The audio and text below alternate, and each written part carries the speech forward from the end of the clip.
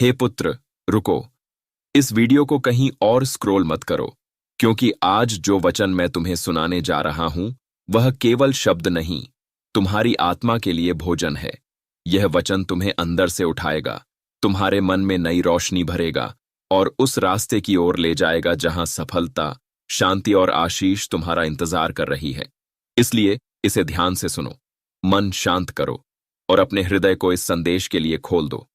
पहला वचन भजन संहिता 25:6-7 में लिखा है, हे यहोवा, अपनी दया और करुणा के कामों को स्मरण कर, क्योंकि वे अनंत काल से होती आई हैं। हे यहोवा, अपनी भलाई के कारण मेरी जवानी के पापों और मेरे अपराधों को स्मरण न कर, अपनी करुणा ही के अनुसार तू मुझे स्मरण कर।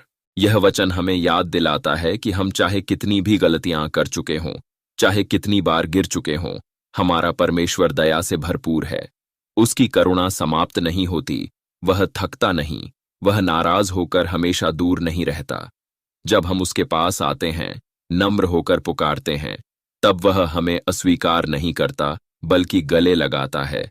जैसे पिता भटके हुए बच्चे को वापस आने पर अपनाता है, वैसे ही वह तुम्हें पुनः उठाना चाहता है। तुम बस विश्वास से कहो, हे प्रभु, अपनी दया और करुणा को मेरे जीवन में स्मरण कर, मेरे पापों पर नहीं, अपनी कृपा पर ध्यान कर। जहां कहीं भी तुम हो, घर में, नौकरी में, सफर में, इस वचन को 8 से 9 बार बोलो, धीरे धीरे, विश्वास के साथ। तुम इसे प्रार्थना में भी दोहरा सकते हो। जैसे जैसे तुम बोलोगे, तुम्हारा हृदय हल्का होने लगेगा, पिछले बोझ उतरने लगेंगे और शांति तुम्हारे भीतर उतरने लगेगी।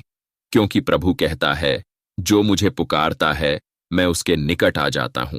वह तुम्हें मार्ग दिखाएगा। जहां भ्रम है, वहां स्पष्टता देगा। जहां रुकावटें हैं, वहां रास्ते खोलेगा।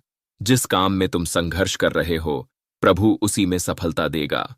वह तुम्हारे आगे चलेगा, तुम्हारा हाथ थामेगा और तुम्हें गिरने नहीं देगा। बस एक चीज याद रखना, वचन को केवल सुनो नहीं, अपनी आत्मा में उतारो, उसे अपनाओ, उस पर विश्वास करो।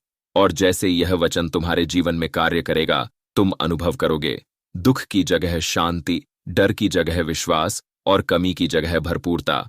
यदि यह संदेश तुम्हारे दिल से बोला है, तो कहो आमीन। और इस वचन को और लोगों तक पहुंचाने के लिए लाइक और सब्सक्राइब कर देना। God bless you. प्रभु तुम्हारे जीवन में नई दिशा और आशीष दे। आमीन।